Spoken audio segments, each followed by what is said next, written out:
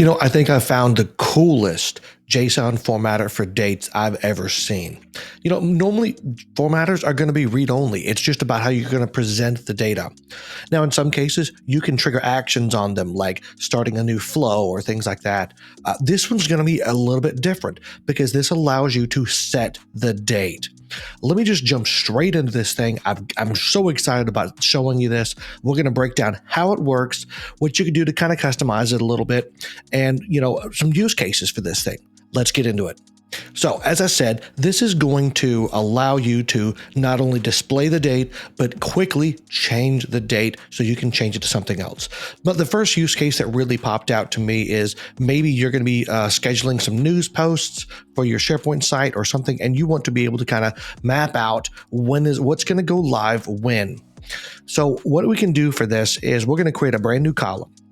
Now, the sample we're using calls for a specific name, custom date. I'll show you how to change that once we get into the breakdown.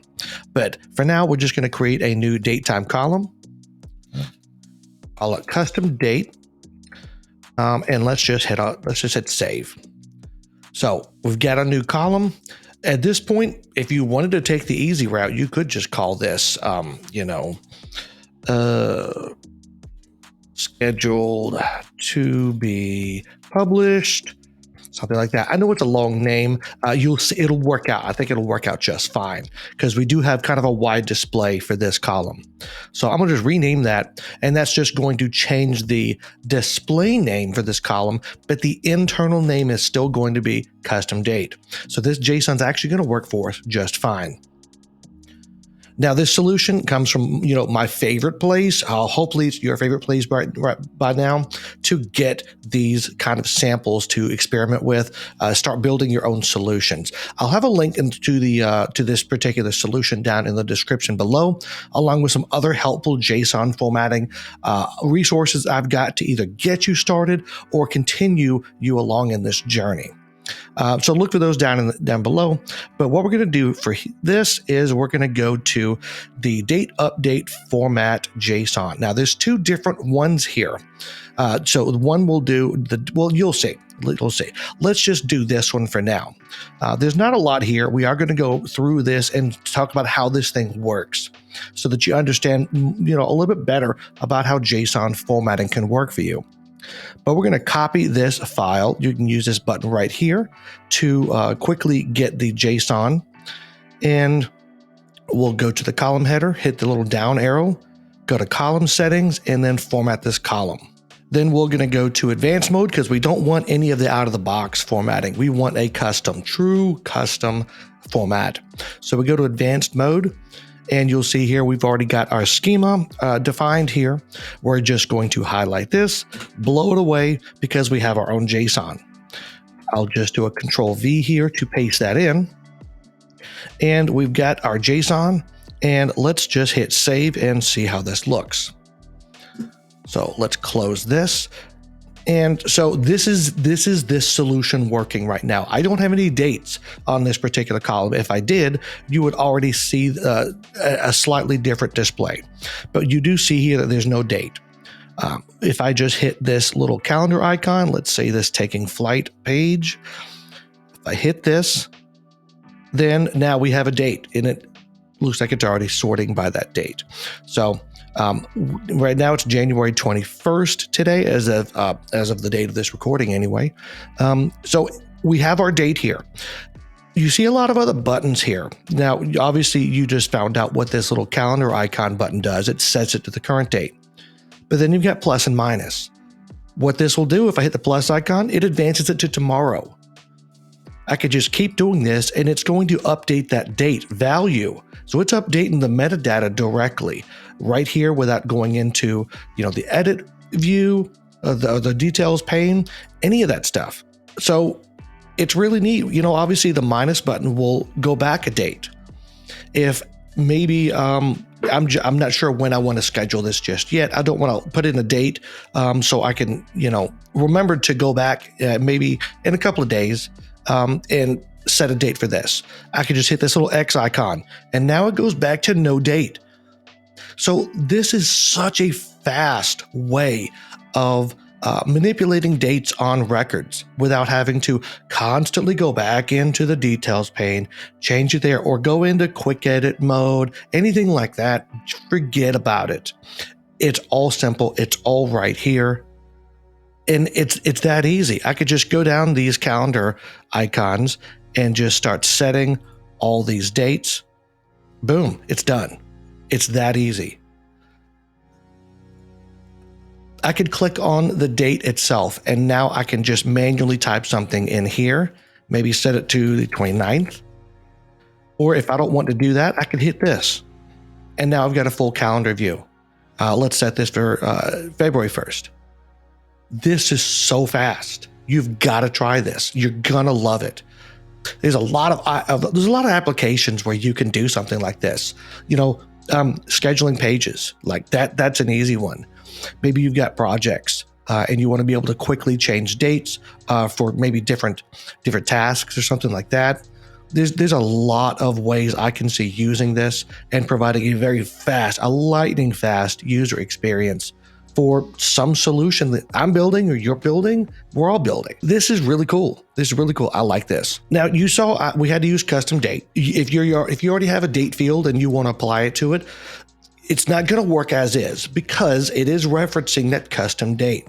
Let's go into this JSON and let's break down how this works and why custom date is required and what you need to do if you want to use this on an existing date column that has a different name. So let's jump over into the JSON for this. So this is a column format. You can tell that because of the schema right here at the top. It's referencing the column formatting schema. Well, obviously you also know because we applied it to a column, not a view. So there's another clue. So we're creating a div, and that's going to house everything in here. That's just our big container to hold it all. And inside that div, we have other things. And you know where those are at because we've got this children array here. So these are all the children objects of the div that serves as our container. Now, the first object we're going to be working with, because we're really going left to right. As we go down this element, we're filling out these items from left to right. And just keep that in mind, that by default, that's how this is going to work. You can change this to work in a number of different ways. Last week, we covered one that was going from top to bottom. So, with JSON formatting, you can control how the elements are all laid out on the screen. But this one right here is actually going to be dealing with that calendar icon that would set the date to today's date, whatever today happens to be. You can tell that because you'll see under the attributes that we're specifying an icon name. And if we go to, let me bring this up, flicon.io, if we were to search for event date, there's our icon that we just saw. So if you wanted to, you could change this to anything else. There's a ton of icons that are using this Fluent icon library. And you can change this to whatever you need it to be. But obviously for setting the current date, I think that's an appropriate icon. So, but the other thing that really makes all these icons actually do something is this custom row action property. This is a JSON attribute that will allow you to perform different actions. Starting flows is one of those actions. In this case, we're calling the action that we're calling is set value. So this is one of the built-in actions that you can use to set the value of the field that you are formatting at the time. And we're kind of passing in parameters. You see them as action input here, but all this really is saying is that it's going to set a value, and the only value we're setting is that custom date column is going to be set to this special string called now. I cover a lot of those special strings in my online course. There are some details in the description below if you want to find out more about that. But that's really all that's happening here. Now, you see there's the first reference to custom date. This is why you have to use that column name, the internal name of custom date, if you're going to be creating this in your environment. If you want to call it something different, you'll have to find all of these references to custom date and make sure that they are updated. If you do that, everything will work fine. But moving on, we're done with this calendar icon. We can tell because we are at the end of this particular JSON object, and we're on to the next child element under our container div. And the next one is that plus icon. And I can immediately see that because here again is the attributes attribute, and the icon name is set to add. So there's our plus icon. We're doing a little bit of styling, setting the size of that plus icon, which you could just change, make bigger, make smaller, whatever you need to do for that. Making sure that the cursor is set to an arrow and not like the I-beam or anything like that, since it's technically being displayed over text. And then again, we're calling our custom row action and doing a set value, but here we're doing an expression. Since we can't really use a special string to say, now, but tomorrow's now, we're doing an expression where we are just saying whatever the date is, then we're going to add one day to it. It's that easy. So you see here, there's the add days function, and we're getting custom date, but then passing that into a date function to make sure we have an actual date object, which is what's needed for that add days function. And then just there's the one there for adding a single day, 1 day plus 1 day. And that's all there really is to that one. So now if we look back, what's the next thing on this list is the date. So, and there were some, special functionality with that one. Let's see how that looks. We don't actually have as much formatting text here. We don't have as much JSON attributes to control this. It's a simple div. We're setting the size and the padding, kind of the spacing around that in relation to that plus and minus, as well as anything that might happen to be above or below that. We're setting 5 pixels of padding. The text content, the text inside the text to be displayed, really, is going to be an expression where we're getting the date. If we don't have a date, which we are going to be able to tell based on that length output. If the length is 0, as we see here, that means there's no value. So we display that no date. So that's the thing you saw at the beginning, where everything was just showing no date because we didn't have any value. But as soon as we set a value, then it was outputting the date. In this case, we're using the toLocale date string. So it's displaying the date here in custom date. It's displaying the date according to the localization information. So however dates are formatted to the end user, whether it's month, date, year, or year, month, date, whatever that normal format is for that particular region, it's displayed in that format. And then we're using a special attribute called inline edit field. And this is how we got that behavior where if we clicked on it, it came up with like an interactive grid. We can change that. We can hit the calendar icon and see the whole calendar. That's all built in to SharePoint. All you have to do is just use inline edit field and pass in the field that you want to use with it. So it's extremely simple to add in that functionality. There's a lot of stuff that you can do with JSON. That's definitely one of the cooler things, at low effort and high value. So moving on from that, we are going to be looking at our minus icon here that was to the right of the date. And this works just like the plus icon. It's all we really do is we change the icon name from add to remove. And then our expression is the same, except instead of a 1, it's a -1 because we're just subtracting a day. It's a little confusing if you're not used to seeing this kind of notation. We have add days, but then we're adding a negative day because there isn't a remove days. So if you add a -1, it's the same as subtracting 1. And then the last thing here is we are displaying that little X icon. Looks like it's called error badge in Fluent UI. And all we really do is, again, custom row action so that we can set that value, and we're just setting it to a blank string, which if we go back up to here, where's line 45, if it's a blank value, it's just going to show no date. So we effectively just cleared out that date. So there's a ton of functionality that this thing is providing with 81 lines of code? Yeah, 81 lines. And most of it's just these curly brackets to do the JSON syntax itself, So it's really, really easy. It's really simple. There's a lot you can do with this. But there's one other JSON object in here, one other JSON formatter, and that's the years one. Let's set this thing up and let's see how this looks. And then we'll just kind of touch on, what's different about this. Okay, so now we're in the year version of this. So let's go ahead and copy this so we'll have it. But notice that this is not using custom date. This is using custom date year. So this is going to require a new column. Let's go ahead and create that and check this thing out.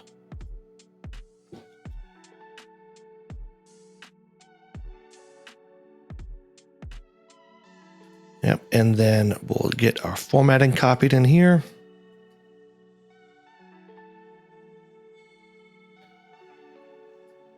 And we can go ahead and clean this name up. Because remember, once you edit a column name after you create it, all you're really doing is changing the display name. Inside SharePoint, certainly in the JSON formatting side, it's still going to be called custom date year with no spaces. So we've got our formatter in here. Now let's just compare this, see how this works. Yep, it's looking like it's working exactly the same. And do our plus and minus buttons work? They do work. Yep, but see, now it's just adding the years. Basically the same thing, but we're really just adding those years now. So let's take a look at what is different about this years version. We know that we're going to have all of the same elements on the screen because, well, look, it's the same elements. So what we're really going to be looking at is our add button. Instead of adding by 1 day, we're adding by 365 days. Other than that, it looks exactly the same. We're still using the inline edit field. The minus button, yep, same thing. Subtracting by 365. That's it. And there you have it. It's such a cool way to format a date and provide user interaction and fast updates to that data. It's so quick. You really ought to try this thing out. Maybe take away some icons, add in new icons. There's a lot you can do with this. There's a lot of potential. Maybe if you wanted to rearrange how things were on the screen so it's not quite so wide, maybe it's a little taller. You could do that kind of thing just by kind of manipulating how these objects are sitting, how they're nested. You could change the layout a little bit. What do you think of this solution? Let me know down in the comments below. And also let me know what you think of this new video style with the picture-in-picture. I'm using Clipchamp. It's one of the benefits I got being an MVP. So I got Clipchamp Premium that I've been testing out last week and this week. I'm not quite sure what I think of it so far. I think it's pretty cool. So let me know if you like this, if you want to see more of this picture-in-picture style, so that it's a little less boring when I'm just doing a screen share. I'll be the first to admit it can be a little boring sometimes. So let me know. So this was a really, really fun demo to show you guys. I was really excited about it. There's another one that still just stands out of my mind as just a really, really awesome way to do charting. So if you want to see like bar charts and how to do that with just JSON formatting, then click over into the video on the screen and I will see you over there. Don't forget to like this video, share it with somebody who would find this awesome, and subscribe to the channel if you want to see more content like this.